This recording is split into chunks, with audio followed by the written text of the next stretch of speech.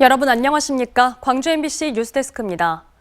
5.18 민주화운동이 개정 교육 과정에서 빠졌다는 소식 어제 전해드렸는데요.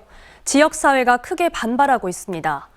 교육부는 의도는 없었다고 해명하고 있지만 얼마 전에는 개정 교육 과정에 자유민주주의라는 표현을 집어넣고 성평등은 뺐다는 사실이 알려지면서 5.18 민주화운동 삭제에 의도가 없었다는 해명을 믿을 수 있는 건지 비판이 계속되고 있습니다. 이다현 기자입니다. 논란이 일자 교육부 장관은 5.18 민주화운동이 교과서에 실리도록 하겠다는 입장을 내놨습니다. 교과서 집필 과정에서는 반드시 5.18 민주화운동이 반영될 수 있도록 하겠습니다. 하지만 광주 지역 시민사회단체들은 최근 개정 교육과정과 관련해 문제가 불거진 게 처음이 아니라며 비판을 이어갔습니다. 앞서 개정 교육과정에 자유민주주의라는 표현이 생기고 성평등 용어는 삭제된 사실 등이 알려지면서 교과서 집필 기준이 정부의 성향에 영향을 받은 것 아니냐는 논란이 일었기 때문입니다. 그전에 성평등이라든지 생태교육이라든지 이런 것들은 사실 굉장히 좀 왜곡하거나 축소하려고 했던 경향들이 있었고 이 연장선 상에서 사실 5.18 민주화운동이 교과서에서 제외된 부분이기 때문에 당초 교육과정 수정을 요구했던 5월 단체는 일단 상황을 지켜보겠다는 입장입니다. 전날 교육부는 편찬 준거를 통해 5.18이 교과서에 실리게 하겠다고 밝힌 바 있습니다. 한편 시교육청 등 지역교육계가 문제를 뒤늦게 인지했다는 비판도 나왔습니다. 5.18 민주화운동이 사라진 개정 교육과정에 대해 교육부는 지난해 11월 행정 예고를 했지만 누구도 문제 의견을 제시하지 않았습니다. 행정예고라는 절차는 이런 행정을 하고자 하는데 의견 있으십니까? 이런 거예요. 네, 그때 침묵했죠. 소관과에서는 행정예고에 대해서는 의견을 상시적으로 제출해야죠. 하는 일이 그거죠. 지난 2011년에도 역사 교과서에서 5.18이 사라질 뻔한 적이 있었던 만큼 지역 내 비판 여론은 쉽게 수그러들지 않을 전망입니다. MBC 뉴스 이다현입니다. 광주 군공항 이전을 두고 전남 일선 시군들의 분위기가 달라지고 있습니다. 군공항 이전에 대해 무조건적인 반대보다는 실익을 따져보기 위한 주민 설명회 요청이 잇따르고 있는데요. 지난해 말 한평에서 설명회가 열렸다는 소식을 듣고 관심을 보이고 있는 겁니다. 김영찬 기자의 보도입니다. 영광군의 한 마을입니다. 지난해 말 이 마을 청년회는 광주 군공항 이전과 관련해 주민 설명회를 열어달라는 성명을 광주시를 상대로 냈습니다. 이 마을은 지난해 11월 열린 전남 지역 첫 군공항 이전지 설명회에서 거론된 한평 손불면에 불과 5km 정도 거리에 있습니다. 이들은 만약 손불면에 광주 군공항이 옮겨올 경우 인센티브는 받지 못한 채 소음 피해만 보게 될 거라며 그럴 바엔 차라리 우리 지역에 유치할지 말지를 검토해보자는 겁니다. 좋은 방향성 있는 쪽으로 가면 좋죠. 지역 발전도 있고 그런다 하고는 상관이 없는데 일단 그 군공항이 들어오면서 이 지역의 이 주변이 얼마나 피해를 받을 거는 대충 다 알고 계시지 않습니까? 이처럼 군공항 이전을 두고 그동안에 전혀 움직임이 없던 전남 일선 시군들의 분위기가 달라지고 있습니다. 한평에서 지난해 11월 전남 지역 최초로 공항 이전 설명회가 열린 이후 여러 시군에서 관심을 보이고 있습니다. 주민 설명회 요청을 문의한 곳은 영광과 한평 등으로 특히 무안공항이 있는 무안의 일부 주민들도 문의를 해온 것으로 알려졌습니다. 이외에도 몇 곳이 더 있지만 워낙 첨예한 사안이라 아직까지 공개적으로 요구하진 않습니다. 현재 다수의 지자체에서 저희한테 문의는 들어오고 있는 상황입니다. 다만 저희는 해당 군청을 통해서 직접 저희께 공식 요청을 희망하고 있고 다음 달 결정되는 광주 군공항 이전 특별법을 앞두고 전남 일선 주민단체들이 긍정적인 신호를 보내면서 군공항 이전이 새로운 국면을 맞게 될지 이목이 쏠리고 있습니다. MBC 뉴스 김영창입니다. 광주 광산구가 오는 9일부터 다음 달 말까지 군 소음 피해 보상 신청을 받기로 했습니다.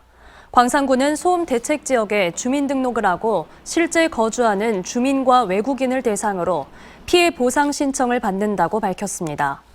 보상 기간은 광주 군공항이 지난해 1월 1일부터 12월 말까지고 이번에 새로 추가된 평동 군사격장은 재작년 11월 27일부터 작년 말까지입니다. 동양 최대의 백년 자생지, 바로 무안 회산 백년지입니다. 하지만 지금까지 막대한 예산을 쏟아붓고도 아직 반쪽짜리 관광지에 머물고 있는데요. 그런데 무안군이 여기에 또 50억 원 넘는 돈을 들여 수목원을 짓겠다고 하자 기대와 우려가 교차하고 있습니다. 문현철 기자입니다. 면적만 30만 제곱미터가 넘는 무안 회산 백년지. 1997년부터 해마다 국내 최대 규모의 연꽃 축제가 열리고 있습니다. 20여 년 전 관광지로 지정된 이후 본격화된 개발은 지금까지도 진행형입니다. 초기 투자 사업인 수상유리온실부터 전통정원, 2.5km 길이의 수상데크, 오토캠핑장과 물놀이장, 최근에는 동물농장과 어린이 놀이터, 향토 음식관도 들어섰습니다.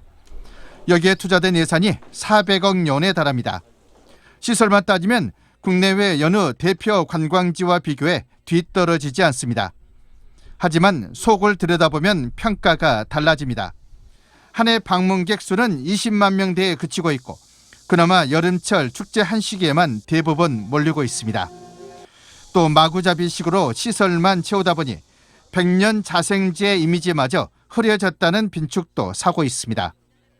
연하고 관련돼서 어떤 고유의 본래의 어떤 취지를 좀 살리는 것도 연방적으로 개발하는 부분에 좀 효과를 더 내지 않을까 하는, 연꽃 때문에 솔직히 오는 분들도 많이 있으시거든요. 회산 백년지의 변화가 필요한 상황에서 수목원 조성 사업이 추진되고 있습니다.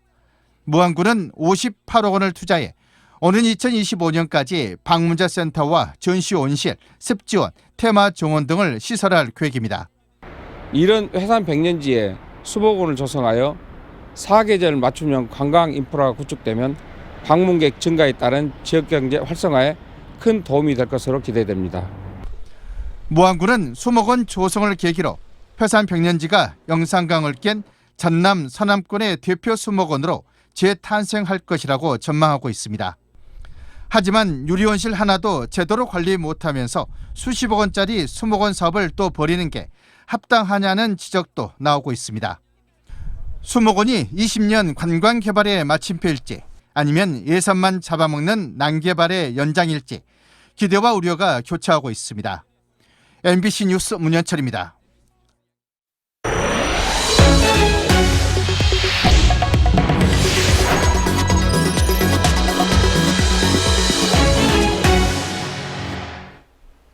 날씨가 쌀쌀한 요즘 남도의 바다에서는 자연산 굴 채취가 한창입니다.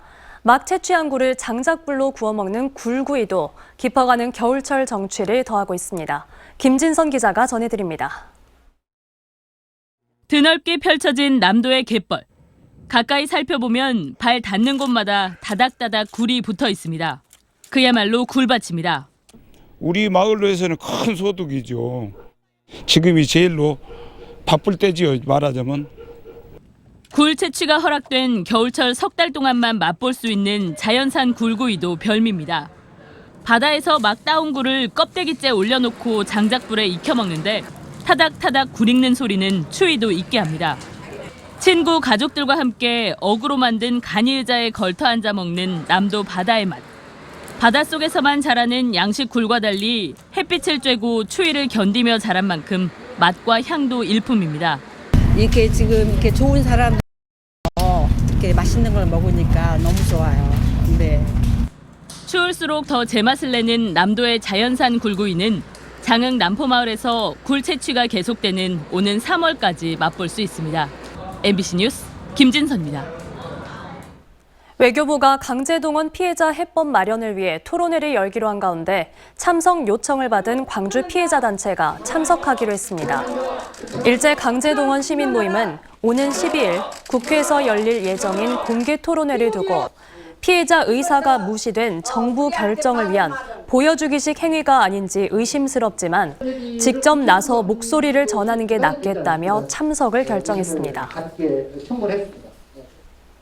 교통사고 피해를 입은 20대 운전자가 술을 마신 사실을 감추려 달아나다 경찰에 붙잡혔습니다. 광주 서부경찰서는 어제 새벽 5시쯤 화정동에서 면허 취소 수준의 만취 상태로 차를 몰다 교통사고가 나자 도망간 혐의로 20대 남성을 조사하고 있습니다. 실제 교통사고는 신호를 위반한 다른 차량에 의해 난 가운데 사고 피해자인 음주운전자는 술을 마신 게 들통날까 도망갔다고 경찰에 말했습니다. 불공정 계약을 맺은 사회 새내기를 감금하고 때린 이른바 노예 PC방 30대 업주가 항소심에서 감형을 받았습니다. 광주고법 형사 1부 이승철 재판장은 특수상해와 협박 등의 혐의로 재판에 넘겨져 1심에서 징역 7년을 받은 업주에 대한 선고를 깨트리고 징역 3년을 선고했습니다. 2심 재판부는 범행의 기간과 방법을 보면 죄가 무겁다면서도 피해자와 합의했다는 점을 고려했다고 밝혔습니다. 광주시가 고향사랑 기부제 답례로 공연장 좌석에 기부자 이름을 붙여주기로 했습니다.